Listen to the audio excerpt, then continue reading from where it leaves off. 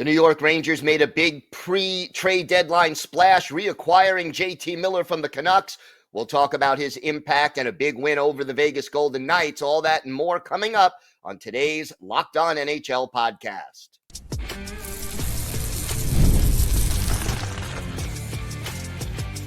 You're Locked On NHL, your daily podcast on the National Hockey League.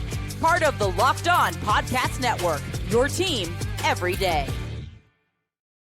Gil Martin here, and welcome everybody to the Monday edition of the Locked On NHL podcast, part of the Locked On Podcast Network, your team every day. I want to thank everyone who makes Locked On NHL your first listen every day.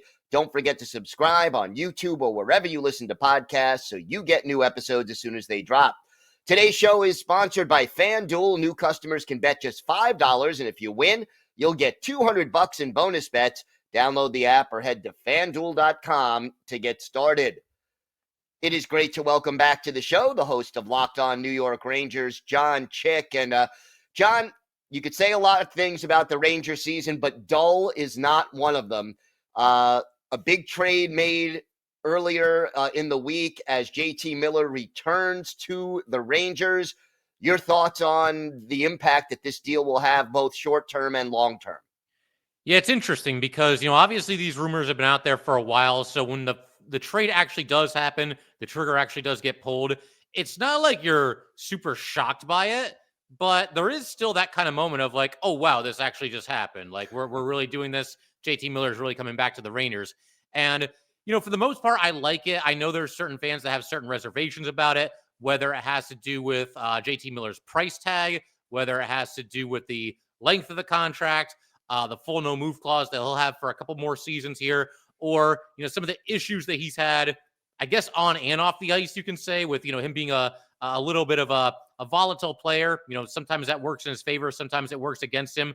But overall, I like the move. The bottom line, when this guy is right, and, he's right more often than not, even when there is a whole bunch of drama surrounding him, he's a top 20 player in the NHL. And the Rangers just brought him back here by giving up Philip Hedl, who I think Ranger fans really like. The guy's been through a lot with all the concussions and everything, but he was the Ranger third-line center. You give him up, and you give up a promising defenseman in Victor Mancini, but bottom line, a former fifth-round pick, and the protected first-rounder as well.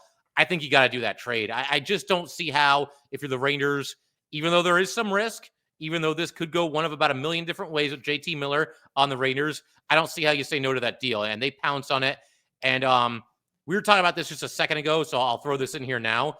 I also think that this deal is more about next season than it is this season. Sure, they would still love to make the playoffs this year, and they're at least in the mix. They've got a chance at it. But I think that the Rangers are looking to do a retooling of their roster rather than a full-on rebuild. We saw teams like the Caps and the Devils, to look right at the Metro Division. They both did that from last year to this year, and they're obviously in a much better place this year than they were a year ago. And I think the Rangers are thinking they can do the same thing, and JT Miller is kind of the centerpiece of that. Bring him in for the next bunch of years here.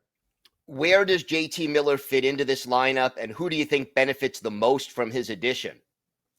Yeah, so what they've been doing so far is they've had him on the top line centering Artemi Panarin and Mika Zibanejad. That's interesting in and of itself because Mika is now playing the wing, which is something that, other than like maybe a game or two with the Rangers, I don't think I've ever seen him do that, at least not with any, regularity.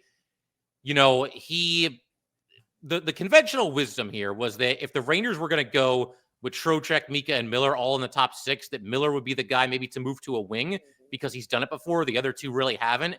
But they're trying this, and hey, they got the win today, so we'll give them props for that. Curious to see how it plays out as far as the lineup is concerned going forward. As far as who benefits the most from it, I mean, I would say maybe Artemi Panarin because he's out there now with obviously a bona fide superstar player, just like he himself is, and I think those two styles can play well off of each other. Obviously, JT Miller is willing to go in there, do some of the dirty work and all that good stuff. But yeah, it's going to be very interesting. I think it's more the team as a whole because this roster is just starved for a player like this, a guy that's going to go in there, throw his weight around, play with some edge, play with some intensity. We've already seen a couple different, JT Miller extracurriculars in these first two games with the pushing and the shoving during a play stoppage, whatever it might be. He's somebody that's going to go in there and assert himself right away. And again, I think the Rangers need a player like that. And it all comes back to the price being right. And he's here. And I think the deal was the right thing to do if you're the Rangers. He had 2 assists in the win over Vegas on Sunday. How important was it to end that 3-game losing streak and beat a very good Vegas Golden Knights team? Yeah, huge. I mean, I think that, first of all, the first reason why you really like this win is that they did in this game what they did about 1 million times last year and have only done twice this year, and that is they came back and won after being down going into the third period. Last year, you'd be down by a goal watching this Ranger team going into the third, and you would honestly think like, man, we got them right where we want them. We're going to come back. We're going to win this game. Maybe it'll go to overtime. Who knows? But the Rangers will find a way to get it done.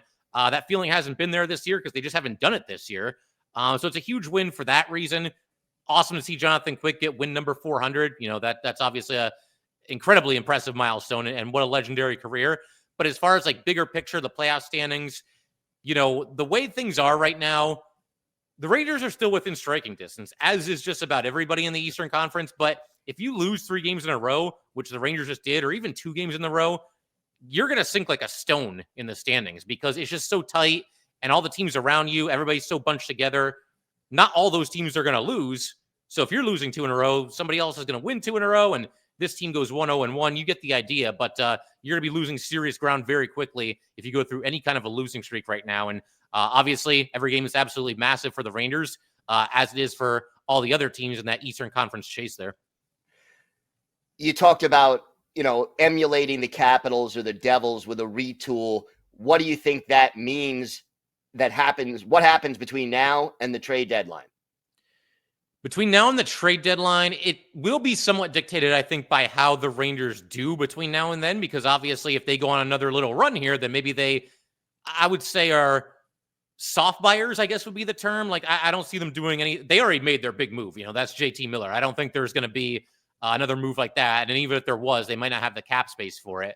But I think you could see them add on a little bit. If things go south, then I think certainly what will happen is you'll see some of the impending UFAs probably shipped out of town. Riley Smith is here. First season, he's in the last year of his deal. I think he's somebody that for sure would be on the move in exchange for maybe a draft pick. Ryan Lindgren, who, this guy has played his heart out for years with the Rangers, but he's having a tough time this season. I think the injuries have really caught up to him and had a little bit of a shaky game today, even though the Rangers won. I think you'd see him get dealt. He's in the last year of his deal. Jimmy Vesey finally got back into the lineup today. Not that you get a king's ransom for Vesey, but he'll be a UFA after the season too. So I think, if the Rangers fall out of it, you'll see them move those guys and replace them with some of the guys in the AHL, whether that's Brandon Othman, former first-round pick, Brett Berard, who was up earlier this season. It all depends on how they do between now and then. So going to be very, very interesting to see the Rangers, their fate is in their own hands, I think is the best way to put it. JT Miller, obviously, there were some issues with him in the locker room in Vancouver. There have been some issues in the locker room for the Rangers this year as far as team chemistry, who doesn't like who, more toward management maybe than teammates. But does adding JT Miller put more volatility into this team, or do you think he'll fit right in? He's been here before. Yeah, I mean, that is certainly a possibility. Like I said, there's a wide range of outcomes when it comes to JT Miller and how this ultimately plays out, during his second tenure with the Rangers here. But this team needed a shock to the system. They needed a jolt in the worst kind of way. Things have just been kind of stale this season, and effort has been lacking from some very important players on this team pretty much, off and on throughout the entire season. So, JT Miller, things went bad in Vancouver. With the last handful of games with the Canucks notwithstanding, I don't think you're going to look at JT Miller and think like, oh, the effort's not there, the intensity's not there, the fire's not there. If nothing else, he's going to give you that in spades every single night. Now, could that clash with some of the personalities in the Ranger locker room?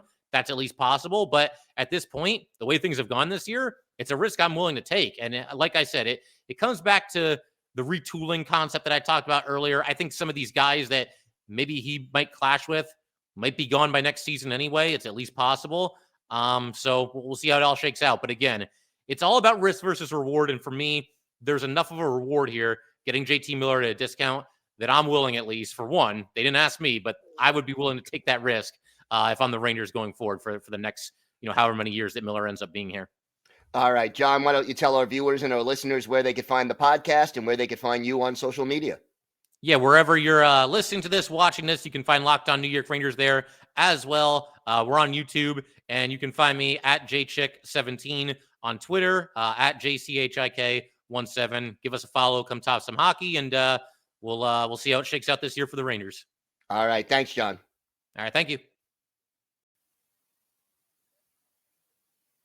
Today's episode is brought to you by FanDuel. Super Bowl 59 is here. One game, two teams, endless possibilities. And there's no better way to make every play more exciting than with FanDuel Sportsbook.